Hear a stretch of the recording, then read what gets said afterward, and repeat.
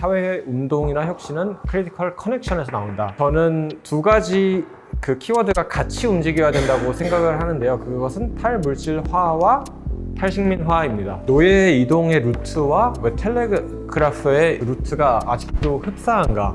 식민시대는 과거나 지금이나 그냥 개인의 욕심 때문에 이루어지고 있다는 얘기를 하고 싶은 것인데요. 한 분의 아버지, 한 분의 아이, 아주 작은 액티비즘이잖아요. 근데 저는 그게 다가 아닌가? 소수의 사람들이 연결되는 것들을 생각하면은 저는 좀 손에 잡히는 활동을 할 수 있지 않을까.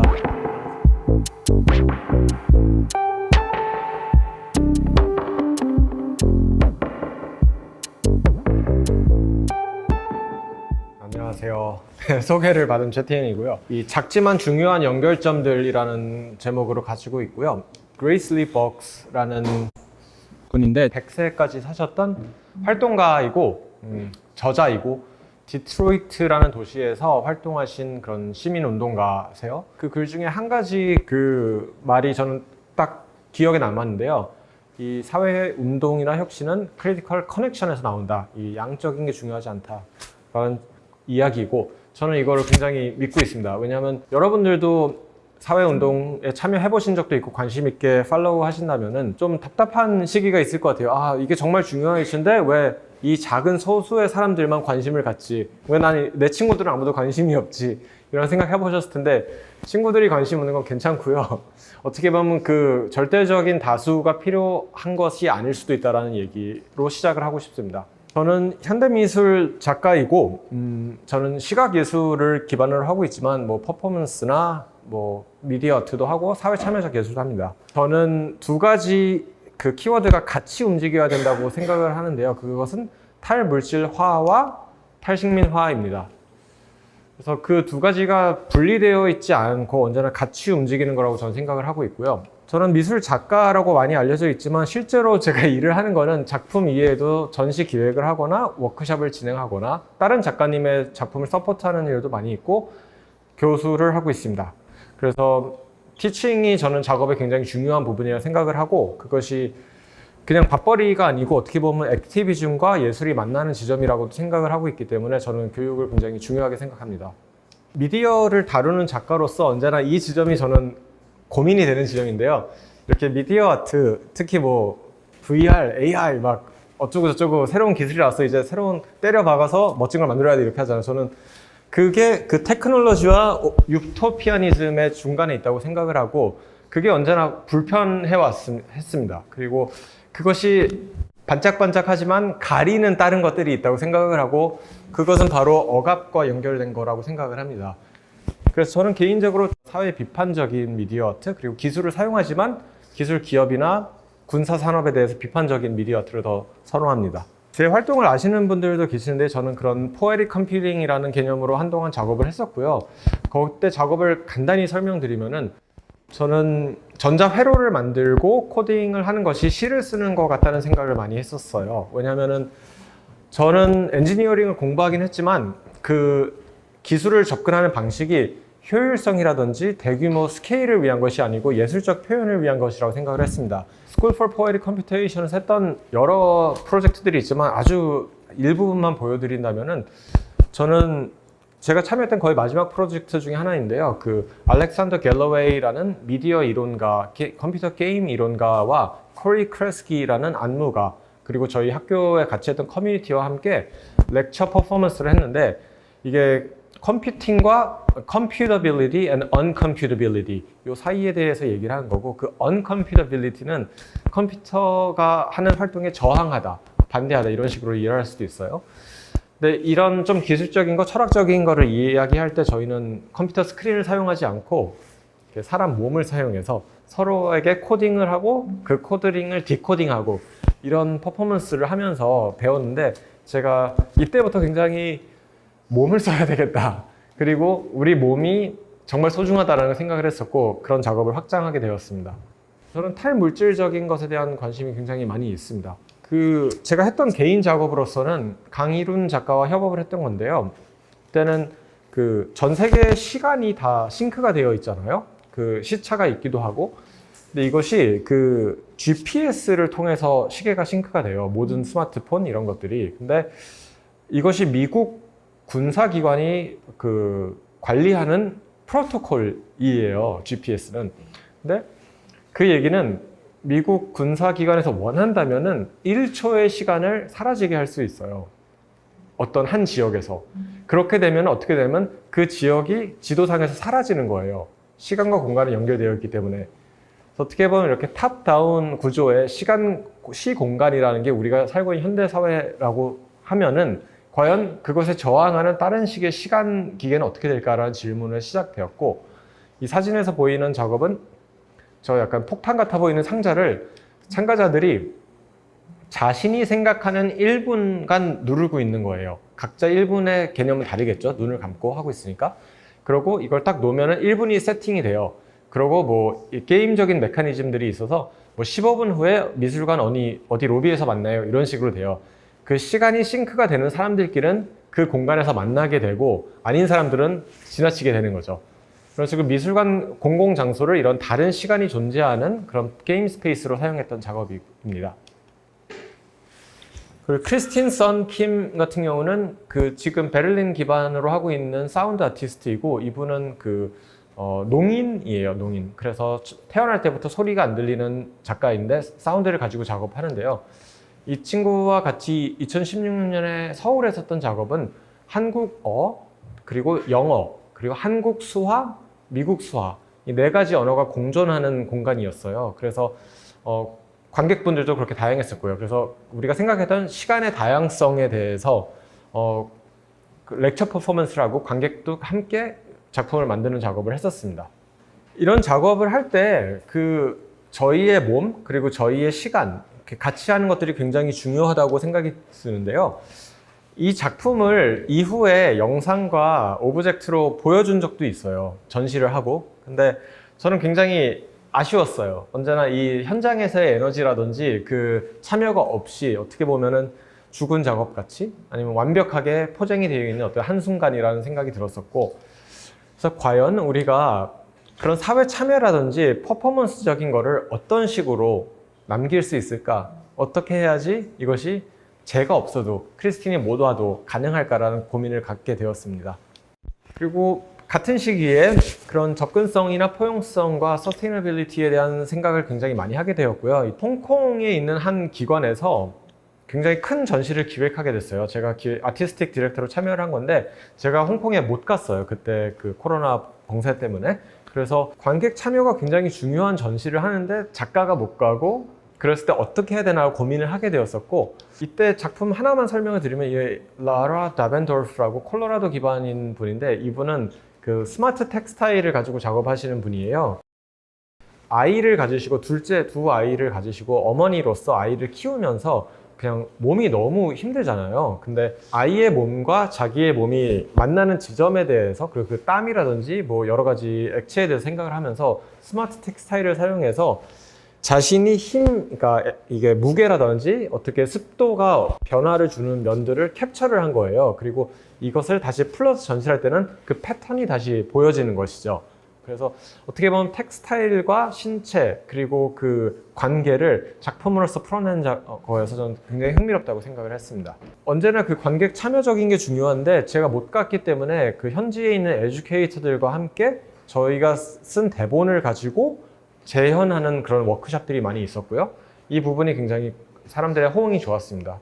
하지만 조금 아쉬운 점이 많이 있었어요. 그 불만족은 그 아트 선재에서 같은 해에 전시를 했을 때 조금 더 많이 불만족을 느끼긴 했어요. 그러니까 선재 공간은 너무나 뭐 아름다운 공간이고 그래서 완벽했지만 코로나의 영향도 있었고 여러 가지로 제가 원했던 것만큼 퍼포먼스나 워크숍을 하지는 못했어요. 결국은 이 작업들이 아카이브나 오브젝트만으로 보여지는 것은 제가 원하는 것이 아니다라는 결론에 다다가게 되었고, 여러 가지 제약이 있었지만 그래도 아이들이나 사회 참여적인 프로젝트를 몇 가지를 진행하면서 이때는 정말 아이들과 저희가 다 뛰어다녔거든요, 미술관에서. 그리고 막 작품 만져도 된다고 하고, 근데 너무 재밌는 거예요. 그리고 어떻게 보면 미술관의 공간을 그렇게 잘 활용하는 것이 현대미술가의 역할이 아닐까라는 생각을 하게 되었습니다. 다시 탈물질에 대한 이야기로 넘어가게 되는데요.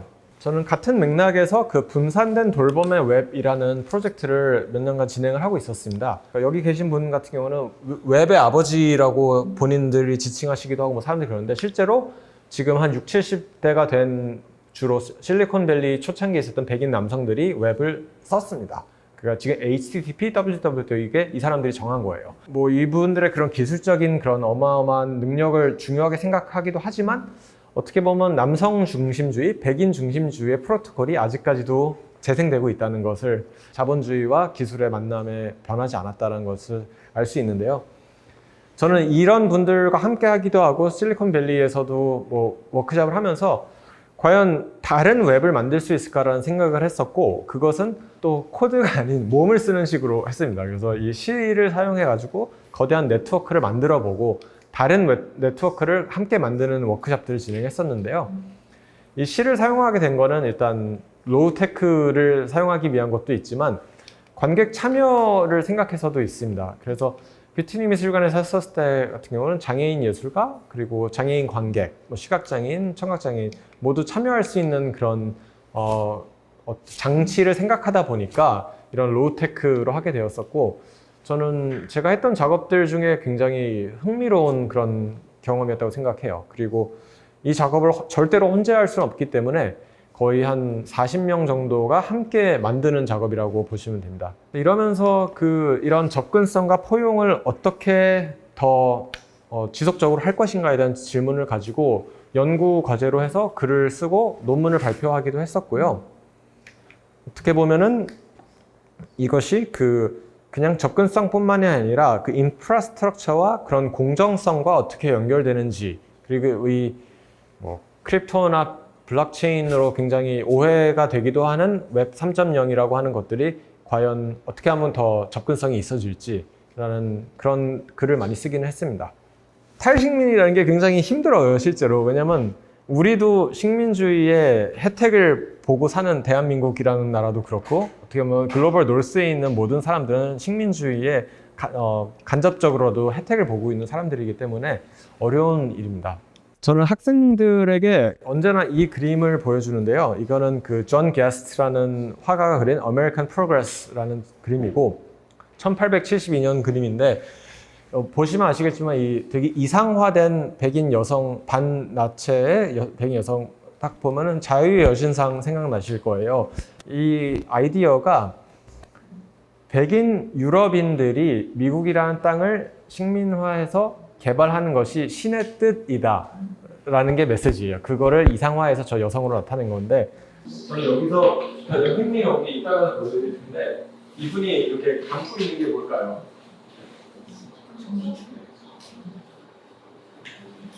전화줄이에요. 텔레그램. 그거에서 조금 더 얘기를 하고 있습니다. 저는 이 텔레콤과 인간, 자본, 그리고 노동력, 그 다음에 이런 자연 환경들이 그것들의 이동과 텔레콤이 언제나 같이 있었다는 것에 굉장히 흥미를 가지고 있고요. 저는 미국에서 활동을 하고 미국 세금을 내고 미국 사회 구성이지만 저는 미국이라는 나라 자체가 굉장히 식민지적인 그리고 흑인 노예의 착출에 기반을 한 것에 굉장히 불편함을 느끼고 있습니다. 그래서 아까 보여드렸다시피 텔레콤과 자원, 노예의 이동 그 지점에 굉장히 관심이 있고 그것을 어떻게 하면 풀어 헤치는지에 대한 작업을 하고 있습니다. 이제 뭐 다 인스타나 뭐 페이스북 쓰실 텐데 그러니까 여러분이 친구에게 옆에 계신 현진 작가님에게 제가 DM으로 뭘 방금 보내요. 안녕하세요. 바로 가는 것 같잖아요. 이게 사실 부산을 통해서 일본 통해서 하와이 통해서 샌프란에 갔다가 다시 돌아오는 거예요. 그리고 아시는지 모르겠지만 DM으로 보낸 모든 메시지와 모든 라이크는 인스타그램이 소유한 자산입니다. 그래서 우리의 모든 대화들은 거기에 자산이 되고 있는 거죠. 그리고 이것이 식민 시대에 텔레그래프 네트워크와 왜 구조적으로 바뀌지 않았을까라는 질문을 저는 언제나 해요. 더 중요한 질문은 노예 이동의 루트와 왜 텔레그래프의 그 루트가 아직도 흡사한가? 라는 질문을 합니다. 이것이 그냥 로지스틱이 그냥 효율성 때문에 같은 것인가? 아니면 이 인프라 자체에 어떠한 편견이 녹아들어 있는 것인가? 라는 질문을 합니다. 저는 미술사가 굉장히 중요한 역할을 한다고 생각해요. 미술사를 저는 굉장히 흥미롭게 보고 한 가지 예만 알려드리겠습니다. 이것은 정말 대단하지 않은 좀 흔한 식민시대 때 네덜란드 페인팅 하나예요. 저는 이 작품에 굉장히 관심을 갖게 되고 좀 깊게 파게 되는데 너무 쪼잔한 이야기가 많아서 쪼잔한 이야기를 몇 가지만 해드리겠습니다. 아까 마니페스트 데스티니나 그런 신이 내려준 미션을 가지고 식민화를 했다고 하는 것에 대해 반박을 하기 위한 거고, 그 핵심은 식민시대는 과거나 지금이나 그냥 개인의 욕심 때문에 이루어지고 있다는 얘기를 하고 싶은 것인데요. 이 사람은, 그림을 커미션한 사람은 Dutch West India Company라고 서인도 주식회사의 간부였어요. 그리고 아프리카의 한 항구를 담당하는 거였고, 거기서 금을 착출해서 네덜란드로 보내는 그 일을 하던 사람인데, 사실 좀도둑이었어요, 태어났을 때부터. 그래서 좀도둑을 하다가 너무 도둑질을 잘해서 굉장히 높은 사람이 되는데, 그 후에도 계속 도둑질을 했어요. 네덜란드로 돌아갈 때 큰 배로 가서 작은 배로 넘어가서 이제 항구로 가야 되잖아요. 근데 작은 배에 금을 너무 많이 숨긴 거예요. 그래서 빠져서 죽었어요. 그래서 그 욕망과 그 허무함, 부질없음에 대해서 얘기를 하고 싶고, 뭐 여기 여러 가지 알레고리가 있지만 그 중에 하나는 또 이 지도라는 기술, 글로벌한 기술과 이 그림은 이 그림은 자신의 네덜란드 부인에게 보낸 그림인데, 금과 함께 보냈어요. 자신의 이 혼외 자식의 초상화를 같이 그려서 보냈어요. 아프리카인과 아기를 낳아서 이 아이를 네덜란드에서 키워달라고 하면서 좀 쪼잔하죠. 그래서 이 미술사가 현재와 어떻게 연결되나로 한번 틀어보겠습니다. 그래서 저는 컴퓨터라는 것이 그냥 돌이라고 생각해요.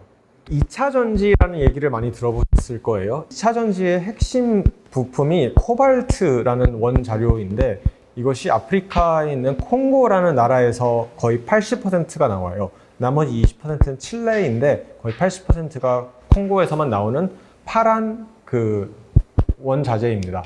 불과 한 20년 전에 이 원자재가 가치가 있어졌어요. 2차 전지를 만들기 때문에.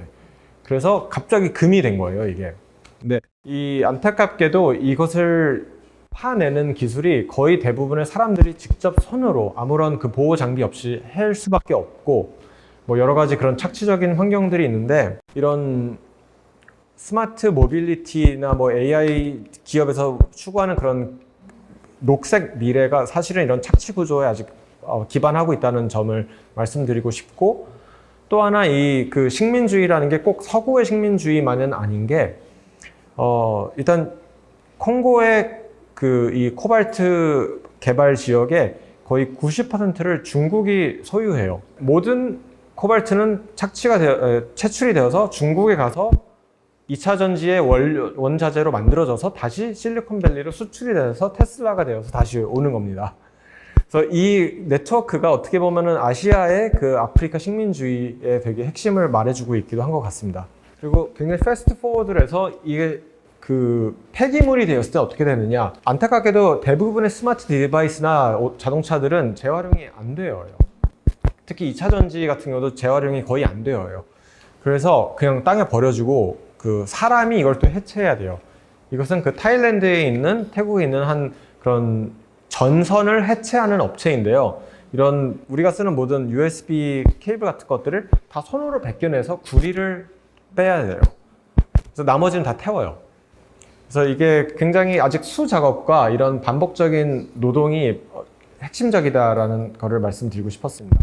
저는 이런 관계들에 대해서 언제나 관심을 가지고 있었지만, 저는 이 맵 안에서 저도 글로벌 노스의 혜택을 많이 받고 있고, 어느 정도 식민주의적인 알고리즘의 일부라는 것을 누구보다도 더 알고 있고, 그것에 대해서 모순과 한계를 적극적으로 좀 집중적으로 보려고 하고 있습니다. 저는 현대미술이라는 것들이 무엇이라고 물어보면은 현대미술이 뭔지를 적극적으로 도전하는 거라고 생각을 합니다. 저는 아트워크와 큐레이션, 에듀케이션을 세 가지 축으로 한다고 말씀을 드렸었는데, 근래에 보면은 저는 어떠한 것을 만드는 거, 그리고 저 아닌 다른 사람을 서포팅하는 거, 그리고 사람들을 모으는 거, 이 세 가지가 더 핵심적인 축일 수도 있고, 이거를 통해서 저는 그런 커뮤니티라든지 아까 말씀드린 경제 공동체, 경제 모델, 그리고 어떤 지식, 아카이브, 이것들이 만들어지는 그런 생태계를 만들어가고 있다고 생각을 합니다. 이것이 그 작지만 중요한 연결점들이라고 저는 생각해요. 그 한국에 2020년에 와서 연세대학교에서 사회학과에서 강의를 하고 작업 활동을 하고 정말 너무 감사하게 좋은 전시들을 많이 참여하고 그 동료 작가들도 만나게 되고 여기 신현진 작가님도 라이스 브링 시스터스 클럽이라고 제가 너무 좋아하는 작가님들인데 알게 되고 좀 동료가 되고 커뮤니티가 만들어졌는데 그것들이 담기는 그 상자가 필요했던 것 같아요. 그리고 제가 없어도 운영될 수 있는 갤러리를 만들고 싶었어요. 그리고 이것이 꼭 우정이나 그 개인적인 관계가 아니고 커뮤니티로서 움직일 수 있는 것들이 필요해서 그 독립문역에 있는 그 작은 15평짜리 갤러리를 임대를 하고 디자인을 해서 만들었어요. 마지막으로 이제 요게 탈식민, 탈물질과 연결되는 지점인 것 같은데요. 이것은 저희가 기획한 것이 아니고 팔레스타인 문화연대라고 하는 친구들이 기획을 한 것인데요. 팔레스타인 예술가들의 그림을 저희 갤러리 현관에다가 붙여놓고 여러 가지 이벤트를 하기도 했었어요. 콘서트도 하고 뭐 토크도 하고 이번 주 토요일 날도 합니다. 관심 있으면 오세요. 그리고 이 인디 뮤지션들과 함께 뭐 이런 액티비즘을 하기도 하고. 근데 저는 이게 정말 좋은 프로그램이었고 너무 행복했었던 게 이걸 하고 저희 동네가 이렇게 핫한 동네가 아니거든요. 그냥 주거 지역이에요. 근데 어떤 아버지와 어린 딸을 가지신 아버지가 같이 오셔서 이렇게 선물이랑 뭘 잔뜩 가져오셔서 저희에게 너무 고맙다 이걸 해줘서 아이와 이 이야기를 할 수 있는 기회가 없었는데 이 작품들을 보면서 우리가 이야기를 할 수 있었고 어떻게 보면은 한 분의 아버지, 한 분의 아이 아주 작은 액티비즘이잖아요. 근데 저는 그게 다가 아닌가? 라는 생각도 했어요. 그래서 다시 크리티컬 커넥션으로 돌아오는데 우리가 절대적 다수라든지 그 양적인 액티비즘으로 너무 생각하지 않고 그 소수의 사람들이 연결되는 것들을 생각하면은 저는 좀 손에 잡히는 활동을 할 수 있지 않을까라는 생각입니다.